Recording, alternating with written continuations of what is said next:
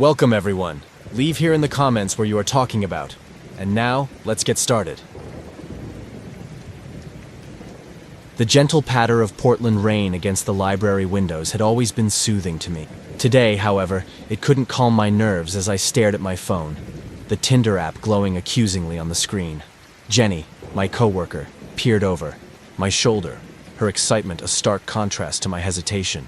"Come on, Rachel. It's been 2 years since the divorce. It's time." Max, my golden retriever, lay at my feet beneath the circulation desk, oblivious to my internal struggle. The library was quiet today, typical for a rainy Tuesday afternoon.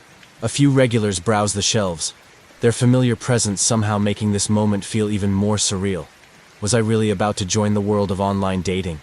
Creating my profile felt like writing a book cover blurb, something I'd done countless times for library displays.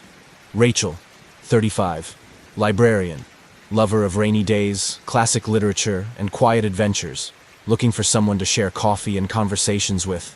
Simple, honest, maybe a bit boring, just like me. Jenny insisted I add more photos, so I reluctantly included one from last summer's library fundraiser and another of Max and me hiking Forest Park. The first few matches were exactly what I expected. Men who clearly hadn't read my profile, sending generic messages or inappropriate comments. I was about to delete the app when his profile appeared. Daniel Harrison, 38, English literature professor at Portland Community College. His profile photo showed him in a cozy bookstore, surrounded by vintage editions. His bio mentioned Austen and Dickens, and he had a kind smile that reached his eyes. Our first messages were about books, naturally. He had strong opinions about Wuthering Heights that made me laugh, and he shared my love for lesser-known Austen works. The conversation flowed easily, like talking to a longtime patron about their favorite novel. For the first time since my divorce from Tom, I felt that familiar flutter of possibility in my chest. That night, as I walked Max through our quiet neighborhood, the streetlights casting long shadows through the drizzle, I found myself smiling at my phone. Daniel had sent a quote from Persuasion about second chances. It felt poetic, almost too perfect. If I'd known then what I know now, I would have deleted my account that very night. Our conversations deepened over the next 2 weeks. Daniel shared stories about his classes, his struggles with unmotivated students, his dream of writing a novel. I told him about my life at the library, the satisfaction of connecting readers with the perfect book, my quiet evenings with Max. Everything felt comfortable, natural, like a well-worn book falling open to your favorite page. We made plans to meet at Powell's Books, followed by coffee at a nearby cafe. It seemed perfect, public, familiar territory, surrounded by books. I even started keeping a small journal of our conversations, a habit from my college days. Looking back at those pages now, I can see the warning signs I missed, the small inconsistencies. That should have caught my librarian's attention to detail. Jenny helped me choose an outfit for our first meeting. Nothing fancy, just a blue sweater that brought out my eyes and my favorite comfortable boots. She also insisted on having my location shared with her phone, standard safety protocol she called it. I remember rolling my eyes at her concern, but agreeing just to make her happy. That simple precaution would later prove more valuable than either of us could have imagined. The morning of our planned meeting, Daniel messaged to reschedule. A faculty emergency meeting had been called, he explained. His apology seemed sincere, and he immediately suggested another date. I was disappointed but understanding. Teaching comes with unpredictable schedules. Or so I thought. That was the first of several canceled meetings, each accompanied by a plausible explanation and an increasingly intimate message exchange. During one of our late-night chats, I mentioned a rare edition of Northanger Abbey that had recently been donated to the library. His enthusiasm seemed genuine, but something about his questions felt off. They were too specific, too focused, on the book's value rather than its content. When I mentioned this to Jenny, she suggested I Google him. Just to be safe, she said. I dismissed her concern, feeling guilty for even considering it. That weekend, alone in my apartment with Max, curled up beside me, I finally did the search. Portland Community College had no Daniel Harrison in their English department. In fact, I couldn't find any record of a Daniel Harrison teaching literature anywhere in Portland. The first tendril of unease crept into my stomach as I stared at my phone, watching the typing indicator blink as he sent another message about his supposedly busy day of teaching. The inconsistencies began piling up like overdue notices. His stories about faculty meetings didn't match PCC's academic calendar. The bookstore photo I'd found so charming. A reverse image search led to a literary blog from 2019, featuring a different man named James. When I casually mentioned these discrepancies, his explanations became more elaborate, more defensive. Max started acting strangely on our evening walks. He would stop suddenly, hackles raised, staring into the shadows between houses. I tried to dismiss it as typical dog behavior, but Max had always been even-tempered, more likely to greet strangers than guard against them. One night, he refused to leave the library after my late shift, planting himself firmly by the door and growling at something, or someone, I couldn't see. The books started appearing on my porch, first editions of classics we'd discussed, delivered without a note or return address. I hadn't given Daniel my home address. When I asked him about them, he seemed genuinely confused, suggested they might be from a secret admirer. The books were valuable, too valuable to be casual gifts. As a librarian, I knew their worth, and it frightened me. Jenny's concerns grew stronger after she spotted someone watching the library from across the street several days in a row. He left when I tried to get a better look, she told me during our lunch break. But he was taking photos, Rachel, of the library, of you. I wanted to believe it was just a coincidence, that my growing paranoia was making me see threats where none existed. The final warning came from Tom, my ex-husband. He called one evening, worried about a man who'd been asking questions about me at his law firm. He said he was an old friend from college, Tom explained, but something felt off. The description matched the few glimpses I'd caught of the man outside the library. Daniel's messages became more frequent, more demanding of my attention, as if he somehow knew I was starting to pull away. That night, I couldn't sleep. Max lay alert by my bedroom door, his usual relaxed demeanor replaced by watchful tension. I scrolled through my conversations with Daniel, seeing them with new eyes. The perfectly crafted responses, the strategic sharing of information, the subtle way he'd gleaned details about my life while revealing little about his own. My professional skills at organizing information finally kicked in, and I began to document everything. The library became my fortress as I began my research in earnest. Years of helping patrons with genealogy searches and database queries had taught me how to dig deep. I created a timeline of every interaction, every inconsistency, every possible clue to Daniel's real identity. The pattern that emerged was terrifying in its calculation. Other librarians in my professional network shared similar stories. A man targeting library staff in Seattle, Vancouver, and other Pacific Northwest cities. Different names, same approach. Literary conversations, valuable books, escalating personal intrusion. Some of the women had filed police reports, but the cases had gone nowhere. The man was careful, methodical, and seemed to understand the legal system's limitations. I discovered that 3 rare books had gone missing from libraries where he'd made connections. Each disappearance followed a similar pattern. A librarian who'd met someone online, valuable books discussed in their conversations, then a carefully planned theft. The total value of the stolen books exceeded $100,000. My heart sank as I realized the true purpose of his interest in me. The police were sympathetic, but limited in what they could do. Without proof of an actual crime, Daniel's actions fell into a gray area of surveillance and deception. The detective I spoke with suggested documentation and caution, but I could see in her eyes that she'd given this speech before. The law hadn't caught up with this kind of calculated digital stalking. Jenny helped me install security cameras at my house, and I changed my routines, varying my schedule at the library. But the feeling of being watched persisted. Max's behavior became more protective, and I started noticing small signs that someone had been in my yard. Moved flower pots, displaced mulch, a garden gate left slightly ajar. The rare edition of Northanger, Abbey disappeared from the library's special collection. The security footage showed nothing, but I knew. The theft had been professional, clearly planned by someone who understood library security systems. When I messaged Daniel about it, his response was too casual, too perfectly crafted to convey just the right amount of concern. The break-in happened on a rainy Thursday night. I woke to Max's furious barking and the sound of someone trying to force my back door. Years of working evening shifts at the library had taught me to keep my phone close. I called 911 from my bedroom closet, whispering my address as I heard footsteps in my kitchen. Max's barking stopped abruptly, replaced by a whimper that made my blood run cold. I heard someone moving through my house with purpose, heading straight for my home office where I kept my personal collection of rare books. They knew exactly what they were looking for. The police later said I was lucky. The intruder fled when they heard the sirens, leaving Max sedated but otherwise unharmed. The evidence they left behind painted a disturbing picture. Professional lock-picking tools, a detailed floor plan of my house, notes about my schedule and routines. The detective said it was the work of an organized group specialized in rare book theft. They'd been tracking cases up and down the West Coast, but the perpetrators were experts at covering their tracks. Daniel's messages stopped completely after the break-in. His profile disappeared from Tinder, and every digital trace of him vanished as if he'd never existed. But I knew better.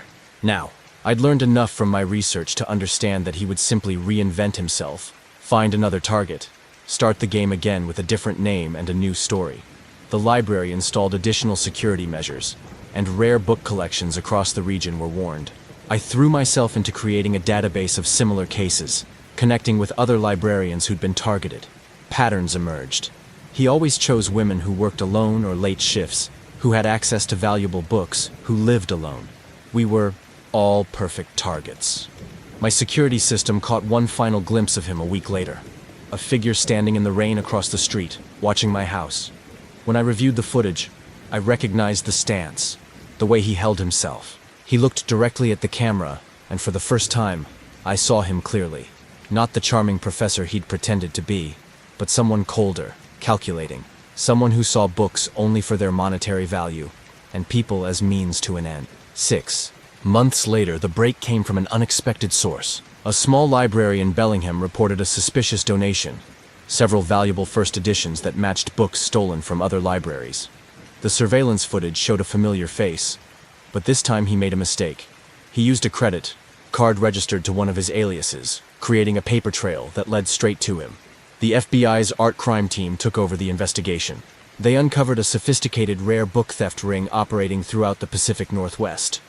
Daniel, whose real name was Peter Aldrich, had been their scout, using dating apps to gather intelligence on library security systems and valuable targets. The stolen books were being sold to private collectors in Europe and Asia. I testified at his trial, along with 5 other librarians he'd targeted. Sitting in that courtroom, watching him in his prison jumpsuit, I barely recognized the man I'd thought I was falling for. His charming smile was gone, replaced by a cold stare that revealed his true nature. He was sentenced to 15 years for conspiracy, theft, and stalking. The experience changed me, but not in the way he'd intended. I started teaching workshops at library conferences about security and online safety. My database of rare book theft cases became a valuable resource for law enforcement. The quiet librarian he'd seen as an easy target had helped bring down an international crime ring. Max recovered from his sedation without lasting effects, though he remained more protective than before. I kept the security cameras and new locks, but I refused to let fear rule my life. The library remained my sanctuary, a place where stories had power, but also where knowledge and vigilance could protect us from those who would abuse our trust.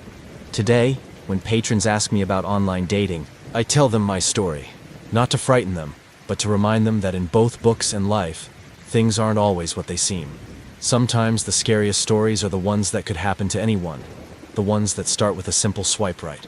I still believe in romance and second chances, but now I know that the best love stories begin with truth, not carefully crafted fiction. Chicago's night air was bitter cold as I pulled my Toyota Camry up to another pickup location. 4 years of driving for Uber had taught me every shortcut and danger zone in the city. The same streets I patrolled during my day job as a security guard looked different at night, transformed by shadows and neon lights. Julie had installed Tinder on my phone during her weekend visit, insisting that 42 wasn't too old to find love again. "Dad, you can't spend every night just driving around the city," she'd said, her teenage wisdom making me smile. Now, between rides, I found myself swiping through profiles, feeling more than a little out of place. The night shift had become my refuge after the divorce. Sarah had gotten the house, and I'd gotten the freedom to work 2 jobs to keep up with child support and Julie's college fund. The rhythm of the city at night had become comforting. The quiet hours broken only by late-night workers, partygoers, and others who lived their lives after dark. Kate's profile caught my eye because she understood this world. Her photos showed a woman in scrubs, tired but smiling after what she described as a typical 12-hour shift at Chicago General. Her bio was simple: night shift nurse looking for Someone who understands that 3 a.m. is sometimes the middle of the day. Coffee enthusiast, terrible cook, great listener. Our first messages were about the strange poetry of city nights. She understood the peaceful emptiness of pre-dawn streets, the camaraderie of 24-hour diners, the way Chicago transformed when most of its inhabitants were asleep. We compared notes on the best coffee shops open past midnight, and shared stories about our most interesting encounters during our nocturnal working hours. That first week of messages felt like finding someone who spoke a secret language. Between my security shifts and Uber drives, we built a connection over shared experiences of the night world. I didn't know then that this understanding would become something darker, that the night shift would take on a whole new meaning. Our first meeting was at 3 a.m. at a diner I knew well from my Uber routes. I'd just finished a security shift, and she was coming off a long night at the ER. Kate looked exactly like her photos. Shoulder-length brown hair streaked with early gray, kind eyes with laugh lines, dressed in plain clothes after changing out of her scrubs. We talked for hours over endless cups of coffee. She told me about her work in the ER, the challenges and rewards of helping people on their worst nights. I shared stories about my passengers, the mix of late-night workers and partiers, the glimpses into other people's lives that my job provided. It felt normal, comfortable, like we'd known each other for years. Julie was thrilled when I told her about Kate. "See, Dad? I told you Tinder could work." She wanted to meet her right away, but I was cautious. 5 years of being a single dad had taught me to take things slow, to protect not just my heart, but my daughters as well. Kate seemed to understand, sharing that she had a complicated relationship with her own teenage son. Over the next few weeks, our schedules aligned perfectly. We'd meet after our shifts, sharing early breakfasts or late dinners. Sometimes she'd text me addresses of patients she was worried about, asking me to drive by during my Uber rounds just to make sure they got home safely. It touched me, her concern for her patients extending beyond hospital walls. The first strange incident happened during one of these drive-bys. The address she'd given me was in a rough neighborhood I knew well from my security work. As I drove past, I noticed someone who looked like Kate walking quickly away from the house. When I texted her about it, she was confused. She'd been at work all night. The security cameras at the hospital later confirmed this, but the nagging doubt had already taken root. More inconsistencies began to surface. Stories about her son that didn't quite add up, shifts that didn't match typical hospital schedules, patients she claimed to have treated whose symptoms seemed implausible to my years of first aid training as a security guard. But each time I questioned something, her explanations were reasonable, and her hospital ID and uniform seemed genuine. The pattern was subtle at first. More frequent texts asking me to check on patients, always in areas I knew were dangerous. My security instincts, honed by years of watching for trouble, started tingling. The addresses were often near recent crime scenes I'd read about in my daily security briefings. One night, I decided to dig deeper. Years of working security had taught me how to research properly. I called Chicago General asking for Nurse Kate Miller's department. They had no record of her. When I described her, the charge nurse went quiet, then asked me to hold for hospital security. My heart sank as I hung up the phone. My Uber rating started dropping mysteriously. Passengers complained about being taken on strange routes, about a woman in the car when they got in, about missing items. But I drove alone, always stuck to the GPS routes, and had my dash cam recording every ride. When I reviewed the footage, everything looked normal, but something felt very wrong. Julie noticed the change in me during her weekend visits. "Dad, you look tired," she said, worry creasing her forehead. I hadn't told her about my suspicions yet. How could I explain that the woman she'd been so excited about, the one who seemed so perfect, might not be who she claimed to be? The security guard in me took over. I started keeping detailed logs of every interaction, every inconsistency. I installed additional cameras in my car, noting times and locations of every strange occurrence. The pattern that emerged was disturbing. Kate's texts often corresponded with reports of robberies or assaults in my daily security bulletins. Local news reports caught my attention, a string of crimes targeting rideshare drivers, all working the night shift. The description of the suspect's accomplice matched Kate perfectly, but I didn't want to believe it. How could I have been so blind? The very skills that made me good at my security job had been completely bypassed by my loneliness. I started my own investigation, combining my security training with years of street knowledge from driving. Every address Kate had asked me to check showed up in police reports within days. Burglaries, assaults, car thefts. The pattern was too clear to ignore, but I needed proof.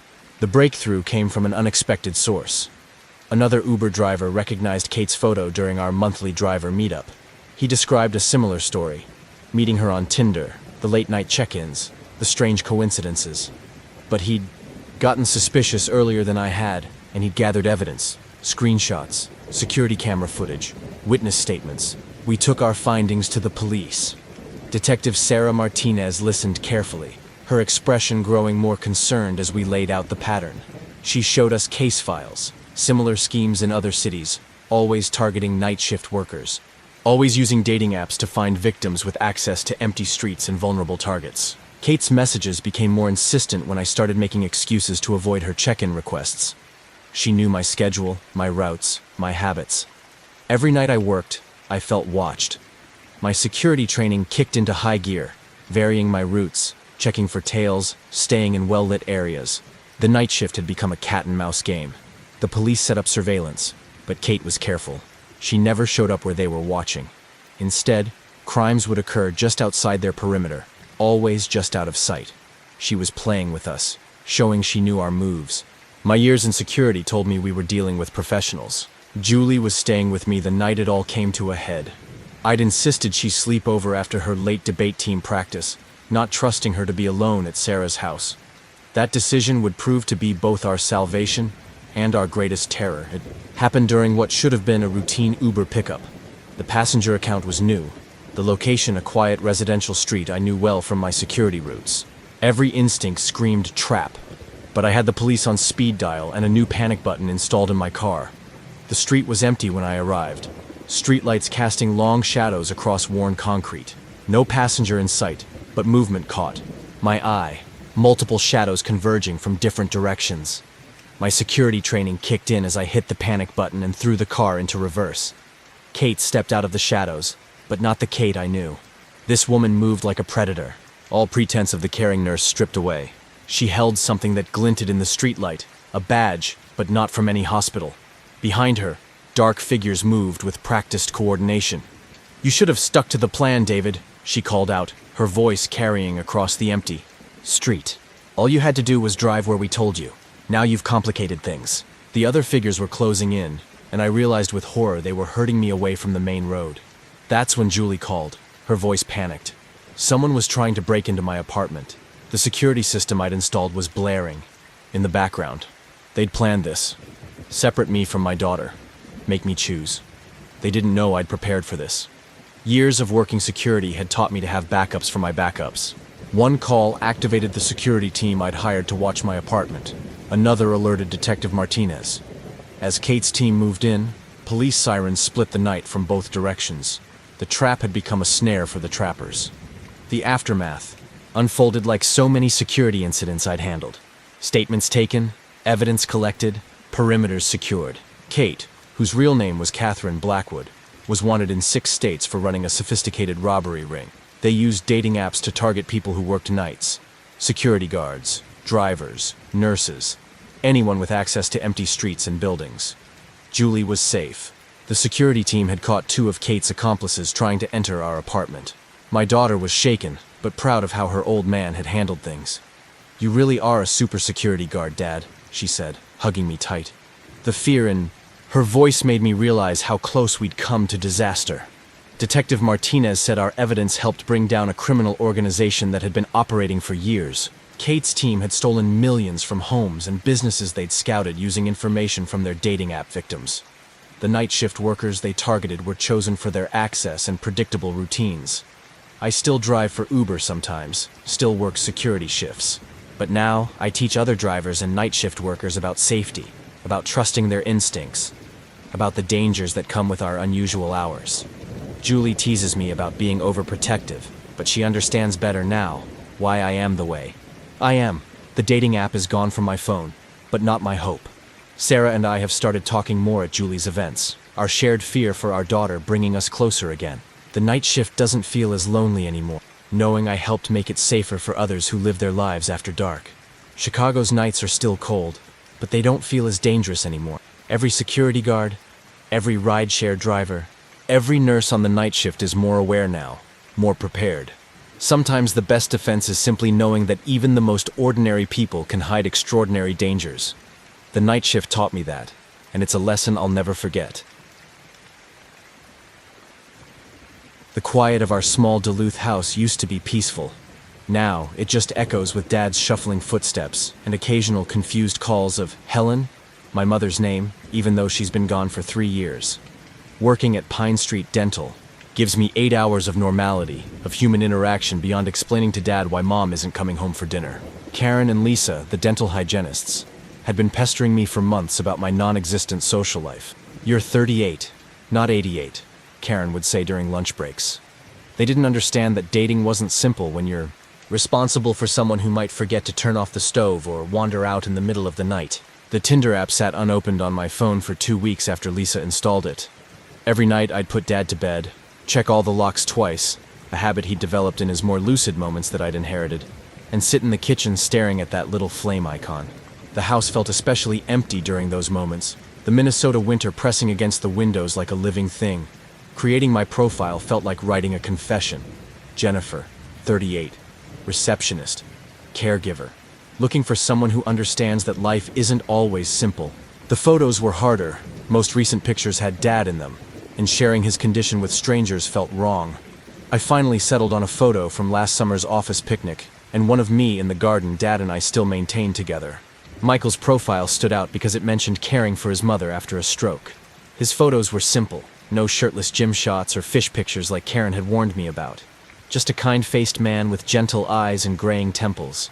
His bio mentioned working in IT, enjoying quiet evenings, and understanding the challenges of being a caregiver. Our first messages were about our parents. He knew about the guilt, the exhaustion, the way you could love someone and still sometimes wish for a different life. When he mentioned that his mother had passed last year, his words carried the weight of experience.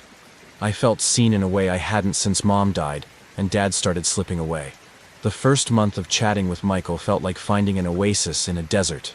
He understood about canceled plans when Dad had bad days. Never complained when I had to step away to handle a sundowning episode. Our conversations became... Dad seemed to pick up on my improved mood, having one of his good stretches where the confusion lifted somewhat. "You're smiling more," he said during dinner, one of his lucid moments that I treasured. Like Helen used to.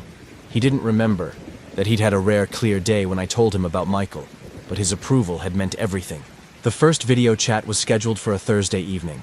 I'd arranged for Mrs. Peterson next door to check on Dad while I talked, not wanting any interruptions. But when the time came, Michael's video wouldn't connect. "Technical issues," he explained via message. His camera was being repaired. We talked by voice instead, but something about his accent seemed different from what I'd imagined. Little things started changing around the house. The garden gate left open when I was sure I'd closed it. Dad's medications rearranged in their pill organizer. I blamed my exhaustion, the stress of juggling work and caregiving. Dad's comments about seeing someone in the yard at night I dismissed as confusion. His sundowners had been getting worse. Mrs. Peterson mentioned seeing a car parked on our street. Late at night, someone sitting inside watching the house. "One of those computer cars," she said, meaning a newer model. When I mentioned it to Michael, his response was quick. He'd drive by sometimes, wanting to check on me but too nervous to say hello. It should have been creepy, but he made it sound sweet, caring. The first real warning came from Dad during one of his clear moments. "Jenny," he said, using my childhood name. "Someone's been in my room at night. A man. He stands in the corner and watches me sleep." I checked the locks again, tested the window alarms, but found nothing. That night, Michael seemed to know I was upset before I told him. Work became my sanctuary as things at home grew stranger. Dr. Pine noticed my distraction, asked if I needed more time off to care for Dad. I almost told him about the footprints we'd found in the snow beneath Dad's window, about the times we'd both sworn we heard breathing in the empty hallway at night. Instead, I just smiled and said we were fine. Michael was supportive through it all, offering advice about security systems and elderly care. He knew so much about both subjects, had an answer for every concern. When I mentioned installing cameras, he offered to help, saying he'd done the same for his mother. His technical knowledge was impressive, but something about the way he described the camera placements felt off. Dad's condition seemed to worsen, his moments of clarity becoming rarer. But even in his confusion, he became adamant about certain things. He refused to take his pills if I didn't get them directly from the locked cabinet. He insisted on closing all the curtains before dark. "He comes in through the screens," he'd say, but couldn't tell me who he was. The first photo came to my work email. A picture of me helping Dad in the garden the previous weekend. The angle was wrong, taken from above as if from a window. But our neighbors' houses were all single-story like ours. Michael's message that evening mentioned how nice our garden looked, how peaceful we seemed together. Karen found me crying in the break room after another email arrived, this one containing photos of me sleeping. The police were sympathetic, but unhelpful. No signs of break-in, no proof of stalking beyond photos that could have been taken by anyone. They suggested better locks, security cameras, keeping a record of incidents. Michael agreed when I told him, offering to come check the house himself. That night, Dad had one of his clearest moments in weeks. "Jenny," he said, gripping my hand, with surprising strength. "He uses the computer to watch us. Your mother tried to warn me, but he changed her words. He changes everything." Before I could ask what he meant, the confusion returned, and he was calling me Helen again. The IT department at work found something on my computer when I reported the strange emails, remote access software installed months ago. They said someone had been monitoring everything, emails, calendar, photos. The timing matched exactly with when I'd started talking to Michael. When I tried to message him about it, his profile had vanished. My phone was compromised too, they discovered. Apps I didn't remember installing. Location tracking turned on. Microphone permissions enabled for programs I'd never heard of. Every private conversation, every quiet moment at home, every desperate late-night Google search about managing Dad's care, all of it had been monitored. The police took more interest now that there was digital evidence. Detective Morris showed me reports of similar cases. Stalkers using dating apps to target caregivers, using their isolation and desperation for connection against them. The victims were always people like me, so focused on caring for others that they didn't notice the danger until it was too late. Dad's good moments became sources of terror. "He stands behind you when you're on the phone," he said one morning. "He wears your mother's face sometimes, but it's not right. The eyes are wrong." The police installed security cameras, but the footage would get corrupted every night between 2 and 4 a.m. Static and distortion, then nothing. Mrs. Peterson went into the hospital after a fall, but swore someone else had been checking on Dad when I was at work. "A nice man," she said. "Looks just like your mother's new friend." Mom had been dead for 3 years. The hospital found evidence of someone tampering with Mrs. Peterson's medications. The emails kept coming, now from addresses that looked like they were from Mom. Pictures of us with her face blurred or distorted. Messages that mimicked her voice, talking about the nice man who was watching over us. Dad would get agitated every time my phone chimed. "He's changing her again," he'd say. "He's changing all of us." The night everything came to a head, the power went out on our entire street. The backup generator for Dad's medical equipment kicked in, but nothing else worked. No phones, no internet, no security cameras.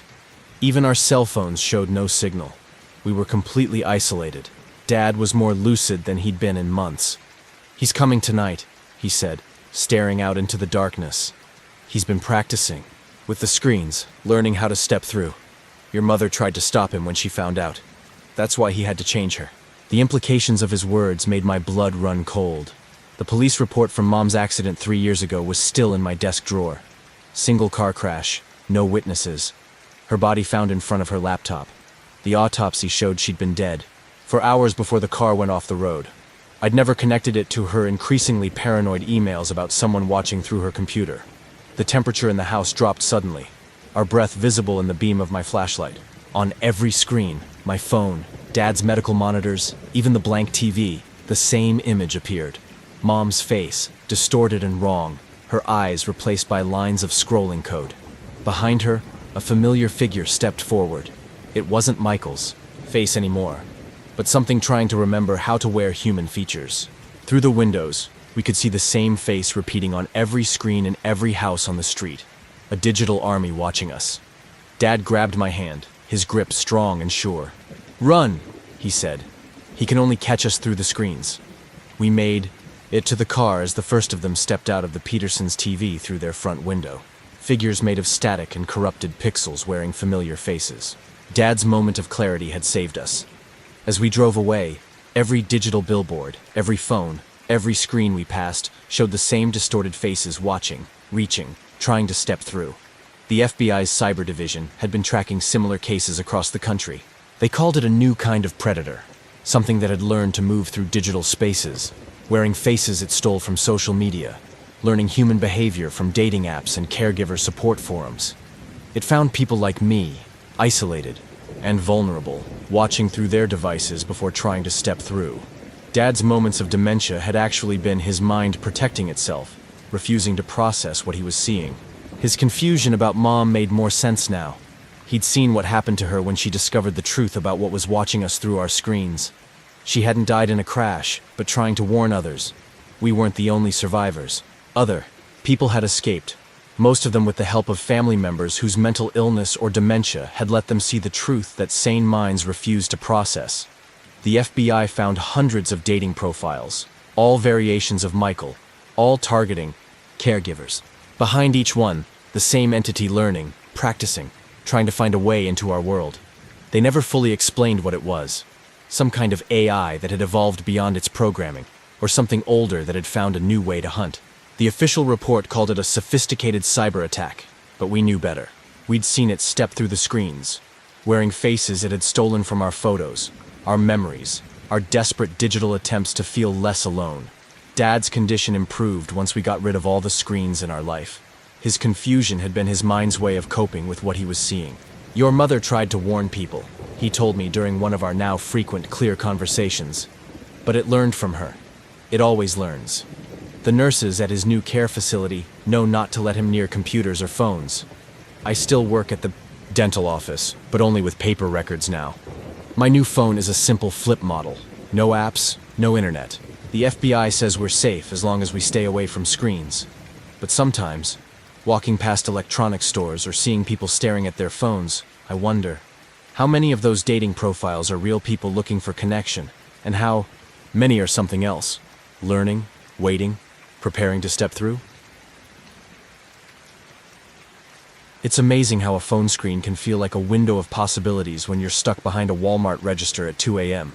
Between scanning groceries and dealing with late-night shoppers, I found myself swiping through dating apps, each profile, a potential escape from my monotonous routine. You need to put yourself out there, Lucy. My roommate Jackie had insisted while helping me set up my profiles.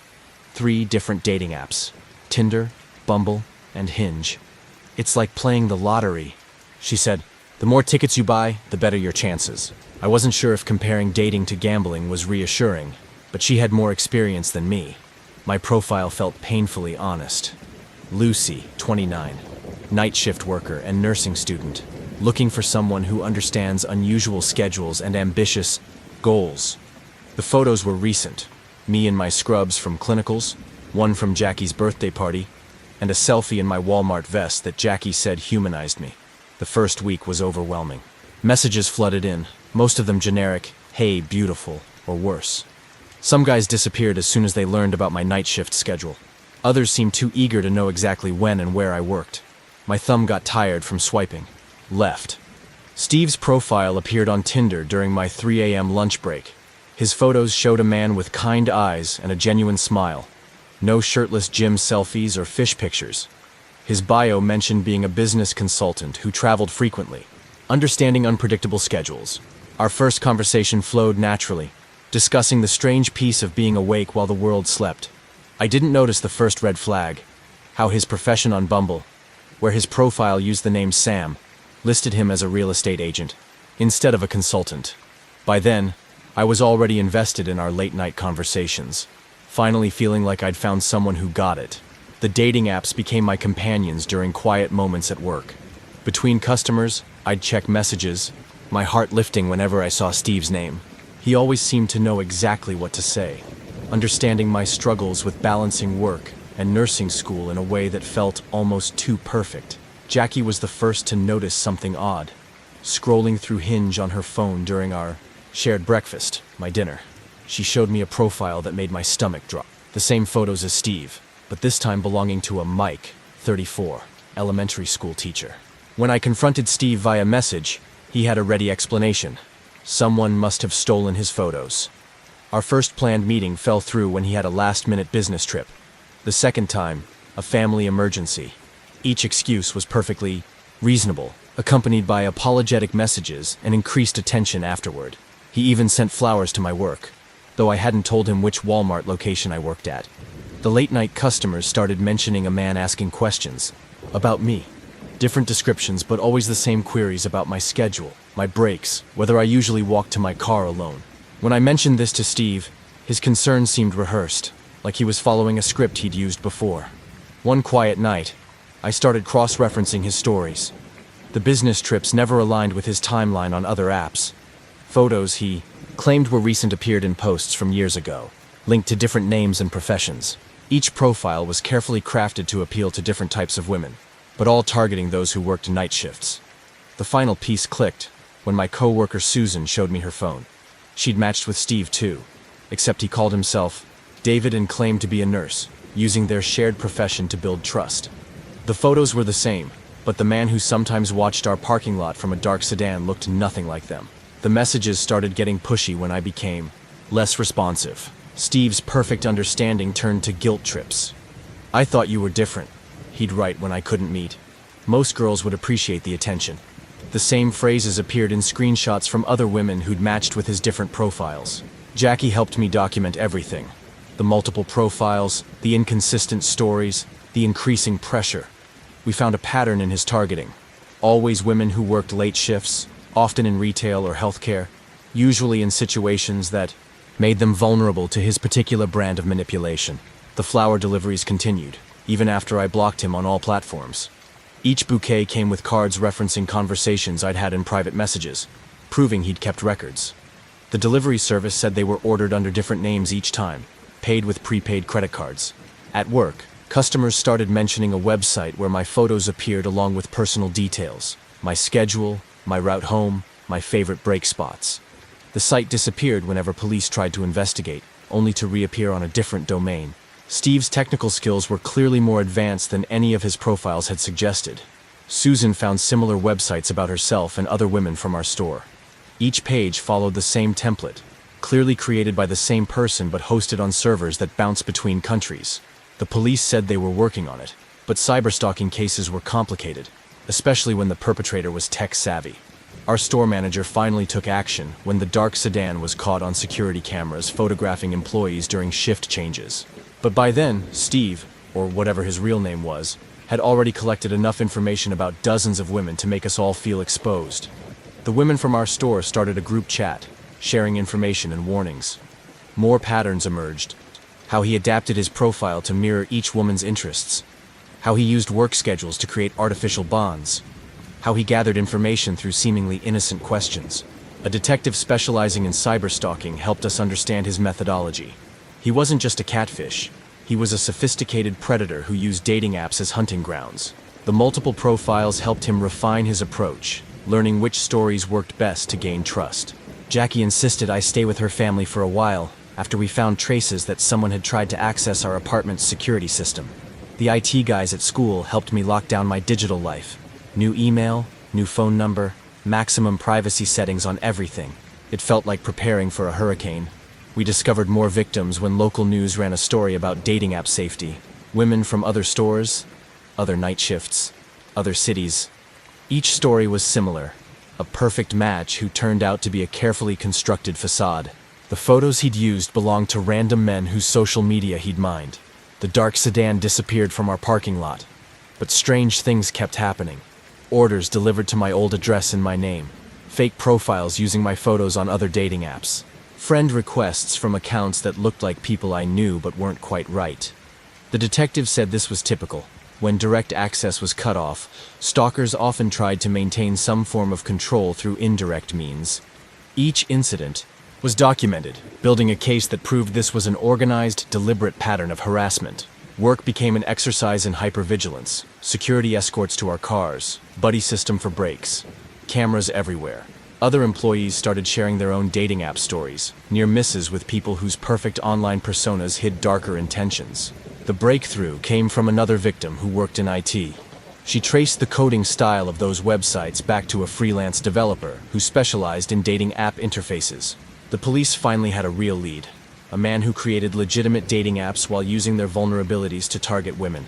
His real name was Eric Morrison, and his digital footprint revealed the scope of his operation. Dozens of dating profiles across multiple apps, detailed files on hundreds of women, a network of fake social media accounts used to gather information and create convincing backstories for his characters. The police raid on his home revealed the command center where he monitored his victims. Screens showing security camera feeds, social media trackers, dating app conversations. He had created an entire system for identifying and targeting women who worked night shifts, using their isolation and unusual hours against them. They found my file, pages of screenshots, notes about my schedule, maps of my routes. He had profiles of me across different platforms, each designed to appeal to different types of men who might share information about me. The detective said it was one of the most organized stalking operations she'd seen. The other women and I attended his arraignment, watching as he faced charges in multiple jurisdictions. The man sitting at the defendant's table looked nothing like any of his profile photos, just another guy who'd used technology to prey on women's hopes for connection. A year later, I still worked night shifts at Walmart, still studying nursing, but wiser now. The dating apps are gone from my phone, deleted after I testified at Eric's trial. He got 15 years, but the detective warned us that others like him are still out there, using the same playbook. The experience changed how our store operates. Better lighting in the parking lot, regular security sweeps, a buddy system for all night shift workers. Small changes that might help prevent someone else from being targeted. The company even updated its training to include sections on digital stalking. Jackie and I still live together, but we've moved to a building with better security. Sometimes I catch myself checking parked cars for photographers, analyzing casual questions from strangers for hidden motives. The hypervigilance fades slowly, they say. The important thing is, I survived. The women from our group chat stay in touch, supporting each other through ongoing court proceedings and recovery. Some return to dating apps with new safety rules. Others, like me, decided the risks weren't worth it. We all carry a new awareness of how vulnerable our digital lives can make us. Local news interviewed me for a piece on dating app safety.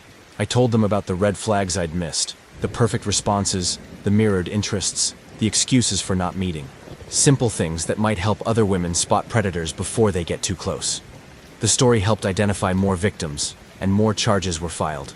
Now when customers ask me about online dating, I share what I learned. Not to scare them, but to remind them that behind every perfect profile could be someone carefully crafting a trap. Real connections take time, honesty, and the courage to be imperfect. No profile is worth risking your safety for. The mall always felt emptier since Lisa died. Even during the holiday rush, surrounded by hundreds of shoppers, I felt alone. 6 months had passed since the accident, but her contact was still pinned at the top of my messages. Sometimes I'd catch myself typing updates about my day, only to remember she'd never read them. "You need to meet new people, Carol," my younger sister Rachel kept saying during our weekly calls. She lived in Seattle now, too far to help with my growing isolation. The Tinder app was her idea, a way to get back out there, as she put it. I'd resisted for weeks, but the silence in my apartment was becoming unbearable. Creating a dating profile at 34 felt like admitting defeat. My photos were all at least a year old, from before the accident, before the antidepressants, before I stopped being the person smiling in those pictures. Carol, 34, sales associate, looking for genuine connections. The bio felt as empty as my apartment. The first matches were predictable. Married men looking for affairs, guys half my age with mommy issues, endless requests for hookups. I was about to delete the app when Alan's profile appeared. His photos were artistic, clearly taken by someone who understood composition and lighting. His bio was simple: freelance photographer, 36, looking to capture life's real moments. Our first conversation flowed naturally. He asked thoughtful questions about my work, my interests, my thoughts on photography. When I mentioned losing Lisa, he shared his own experience with grief, losing his sister to cancer 2 years ago. The understanding in his messages felt genuine, a lifeline in my isolated world. The first photo he sent was beautiful, a sunrise over Lake Harriet, the early morning mist creating an ethereal scene. "I thought you might appreciate this moment," he wrote. "It was the kind of picture Lisa would have loved."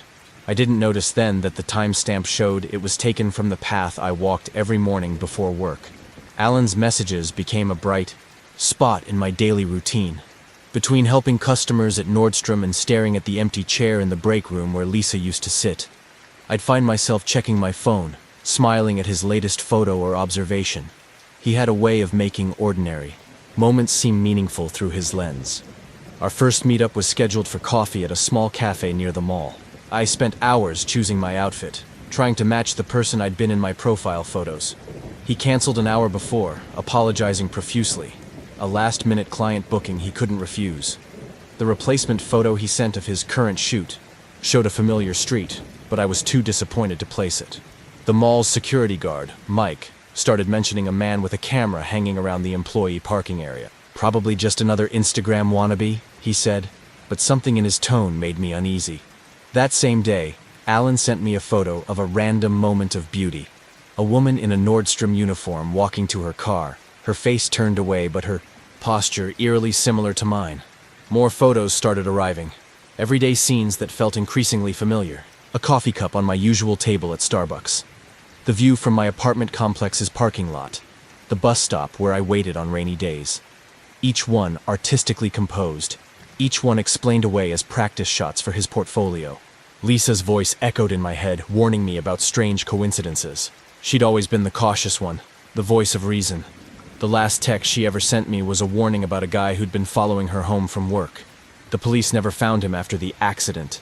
When I started looking more closely at Alan's photos, I noticed details that made my skin crawl. Reflections in windows showing the photographer's position. Timestamps from times I thought he was elsewhere. Angles that could only have been taken from private property. His art was starting to feel less like photography and more like surveillance. The first undeniable proof came from Rachel. She'd been checking Alan's photography website, cross-referencing his portfolio. "Carol," she said, her voice tight with concern. "These women in his photos, they all look similar, and some of them have been in the news." She sent me links to missing persons reports, news articles about accidents and suicides. I started searching too, my hands shaking, as I recognized patterns. Women in their 30s, all photographed going about their daily routines. The artistic shots slowly progressing to more intimate moments, through windows, in parking lots, entering homes. Each series ended abruptly, usually around the time the women disappeared. The photos of me started appearing on his website, hidden in galleries labeled with numbers instead of names. Early morning coffee runs, lunch breaks at work, evening walks with my neighbor's dog. The progression was there, each shot getting closer, more personal, more invasive. Some were taken from angles that meant he'd been inside my building. Mike caught someone trying to access the mall's employee entrance after hours. The security footage showed a familiar figure with a camera, but when police arrived, they found only a tripod positioned to view the staff parking area. Alan's message that night included a photo of police cars with the caption, "Beautiful lights in the darkness." Lisa's accident report sat unopened in my desk drawer. Now I pulled it out, really looking at the details I'd avoided for 6 months. The skid marks that didn't match the weather conditions. The missing camera from her car. The strange photos on her phone in the weeks before. Artistic shots of her daily routine taken by an unknown photographer. My sister insisted I stay with her in Seattle, but running felt like letting him win. Instead, I started taking photos of my own, documenting every strange car, every glimpse of a camera, every moment I felt watched. The police were more interested this time, especially when Rachel showed them the pattern she'd found online. The investigation revealed Alan Foster didn't exist. The name belonged to a photographer who died 5 years ago. His identity stolen by someone who understood how to use art to stalk his victims. The photos on his dating profile were edited versions of the dead man's work, digitally altered to appear recent. Other women came forward, survivors who'd recognized his methods. He approached them all the same way. Dating apps, thoughtful messages, artistic photos that slowly became more invasive. Some had moved cities, changed their names, but still felt watched. Their stories helped build a pattern, but he remained a shadow behind a lens. The police installed surveillance cameras around my apartment and the mall. They caught glimpses of him, always at a distance, always with a camera, always watching. But he seemed to know exactly where the blind spots were. how to stay just out of clear view, like he was taunting them with his own kind of art. My photos appeared on more websites, now mixed with pictures of Lisa from before her accident. The message was clear. He wanted me to know he'd been watching long before I matched with him on Tinder. Some photos could only have been taken from inside my apartment.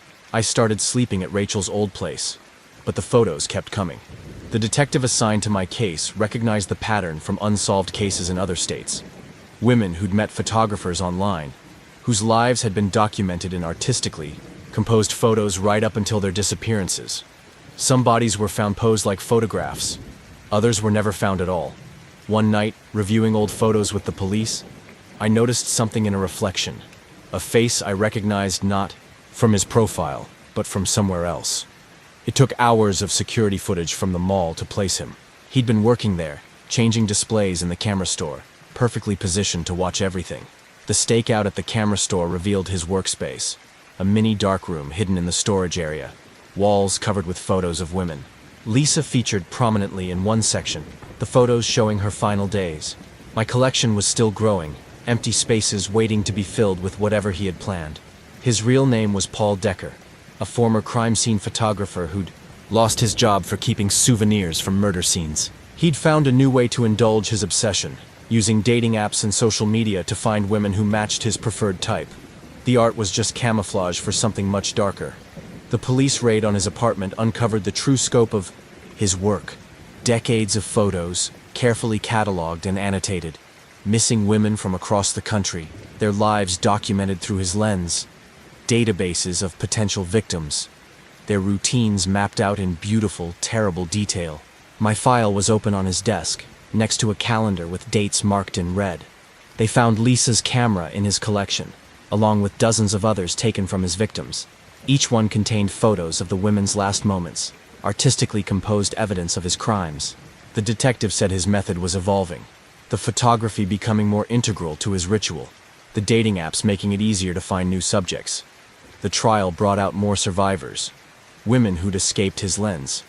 Each story was similar, a charming photographer who turned their lives into art, then into horror. Some had physical scars, others carried psychological wounds that would never fully heal. All of them recognized the calculated way he'd chosen them, used their loneliness against them. When they led him past me in the courthouse, he smiled like we were sharing a secret.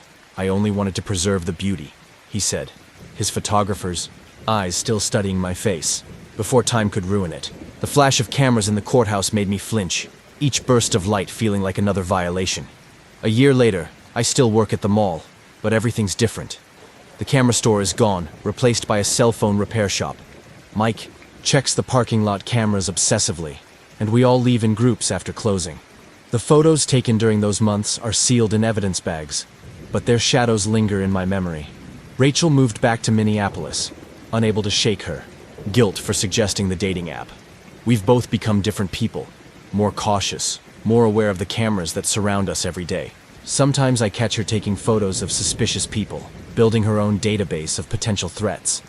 The support group meets monthly, survivors of Paul and others like him who used art to stalk their victims. We share stories, warnings, ways to protect ourselves in a world where every phone is a camera. Every dating profile could be a hunter's blind. Some women bring their own cameras, reclaiming the lens as a tool of protection rather than predation. Lisa's case was officially closed. Her accident added to Paul's list of crimes. I visit her grave with fresh flowers and no camera, the only place I can be sure I'm not being watched. Sometimes I tell her about the women we've helped, the others we've warned about predators hiding behind artistry and dating profiles. The dating apps are gone from my phone, but I'm not alone anymore. The connections I've made are real. Other survivors, support group members, my sister, even some of the detectives who worked the case. We understand each other in a way that no profile could capture, bound by experiences that changed how we see the world. I still catch myself checking reflections for hidden cameras, studying shadows for concealed photographers. But now I know what to look for, how to spot the difference between art and obsession. The photos Paul took are sealed away in evidence, but their lessons remain. A reminder that sometimes the most dangerous predators are the ones who make stalking look beautiful. The faculty lounge was empty except for the gentle hum of the old coffee maker and the sound of my phone notifications. Sarah, my therapist, had suggested dating apps as a way to re-enter the world after the divorce. Now, 6 months after catching David with his teaching assistant, I was staring at the Tinder icon like it was a bomb about to explode. "You're overthinking it," Angela, the school counselor and my closest friend at Lincoln High, said during lunch break. She'd been married for 15 years and viewed dating apps with a mixture of horror and fascination. Still, she helped me choose photos. One from last year's school play, another of me hiking Multnomah Falls, and a recent headshot from school picture day. Creating my profile felt like writing a personal essay. Michelle, 31, high school English teacher, book lover seeking someone who knows the difference between your and your. I added interests: reading, hiking, cooking. Normal things that now felt like bait in dangerous waters. David's betrayal had left me wary of revealing too much. Richard's profile appeared between grading essays and my third cup of coffee. His photos were professional but warm. Suited up for work, casual at a local brewery, candid shot with what looked like his niece. His bio made me laugh. Accountant by day, amateur chef by night. Looking for someone to proofread my grocery lists and share life's adventures. Our first messages discussed books. He'd noticed I was reading Rebecca in my profile picture. His analysis of the novel was thoughtful, engaging. When he mentioned working just a few blocks from Lincoln High, it felt like fate. We made plans to meet at Powell's Books that weekend, neutral territory surrounded by literature. I didn't notice then how quickly he picked up on my schedule, how his questions about my teaching always circled back to specifics about my routine. By the time my last class filed out that Friday, Richard had already memorized my free periods, my lunch break, and which entrance I used each morning. "It's too perfect," Angela said when I showed her Richard's messages. We were in her office. During my planning period, the sounds of changing classes echoing through the halls. Men like that don't stay single, but I dismissed her concern as projecting. Not everyone had found their soulmate in high school like she had. Our first meeting at Powell's went exactly as planned. Richard was charming, attentive, and looked just like his photos. We talked for hours about books, teaching, his accounting work. He asked thoughtful questions about my divorce, sympathizing without prying. When he walked me to my car, he kept a respectful distance. The first strange message came that night. An Instagram request from someone using my old wedding photo as their profile picture. When I declined it, 3 more appeared. Each one used photos of me that had been private, accessible only to friends. When I told Richard, he suggested making all my social media private. "There are some real creeps out there," he said. More requests started coming, now with usernames that were variations of David's name. The messages attached were all quotes from my personal emails to David during our marriage. I changed all my passwords, but they kept coming. Some included details about my current life, what I wore to school, which classes I taught, conversations I'd had in the teacher's lounge. Angela suggested reporting it to the school's IT department when I started getting emails to my work account. They found spyware on my laptop, installed through what looked like a harmless PDF. A recipe Richard had sent, suggesting we cook it together. When I confronted him, his explanation seemed reasonable, but something in his eyes changed when I mentioned the IT investigation. That's when the notes started appearing in my classroom, slipped under the door during my free period, left on my desk between classes. Each one contained private conversations between Richard and me, but with certain words circled in red. Words like alone, trust, and secret. The handwriting looked familiar, but I couldn't place it. The school resource officer, Officer Martinez, took my concerns seriously when students started receiving friend requests from accounts using my photos. The messages sent to them were manipulated. Screenshots of my conversations with Richard, made to look inappropriate. The principal called me into his office, concerned about my online presence. I tried to break things off with Richard, but he was always one step ahead. He knew about the police report before I filed it, knew about my meetings with the principal, knew when I changed my phone number. "I just want to protect you," he'd text from new numbers. Like I protected the others. Angela helped me start digging into his background. Richard Collins didn't exist, at least not the version I knew. His accounting firm had never heard of him. His social media history was less than a year old, and his photos appeared on multiple dating profiles under different names. The real breakthrough came from a Facebook group for teachers. My post about the harassment connected me with other educators who'd met the same man. Same photos, different names, always targeting teachers. Their stories were eerily similar. Perfect first meetings, escalating digital harassment, professional, reputations threatened. One of them, a teacher in Seattle, had pushed further in her investigation. She'd discovered his real name was Robert Crawford, a former high school IT administrator who'd been fired for stalking female teachers. He'd turned his technical knowledge into a weapon, using dating apps to find new victims in different school districts. The photos and messages kept coming, now sent to parents and school board members. Each release threatened to destroy my career, my reputation, my life. Robert had created an entire digital archive of manipulated evidence, ready to be released if I didn't comply with his demands for meetings, for attention, for control. The school board meeting was a nightmare. Robert had released doctored messages suggesting inappropriate relationships with students, created fake email threads, manipulated innocent photos from school events. The other teachers who'd been through this came to support me, bringing evidence. Of his pattern, Officer Martinez uncovered more. Robert had been stalking teachers across 3 states, using his IT knowledge to create elaborate digital traps. Some victims had left teaching entirely, their reputations destroyed by his campaigns of digital terror. Others had given in to his demands, trapped in relationships controlled by the threat of exposure. The investigation revealed the sophistication of his operation. Hidden cameras in teacher lounges, keyloggers on school computers, fake Wi-Fi networks that captured login credentials. He'd turned schools into surveillance networks, all while hiding behind perfectly crafted dating profiles. My classroom no longer felt safe. Every device became suspect. The smartboard, the classroom computers, even the students' phones. I started writing lessons on the whiteboard instead of using technology, but the photos still came. Somehow he was always watching, always one step ahead. Angela found cameras in the faculty lounge air vents, in the hallway smoke detectors, even in the parking lot light fixtures. Robert had created his own private surveillance system within the school, recording everything. When the police dismantled them, new ones appeared within days. The other teachers started noticing strange men around campus.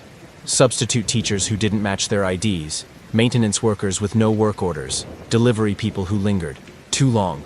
Robert was using a network of people he'd manipulated or paid to maintain his surveillance. The teachers who'd survived Robert's stalking taught me their safety protocols. Never establish routines. Change routes between classes. Check for recording devices.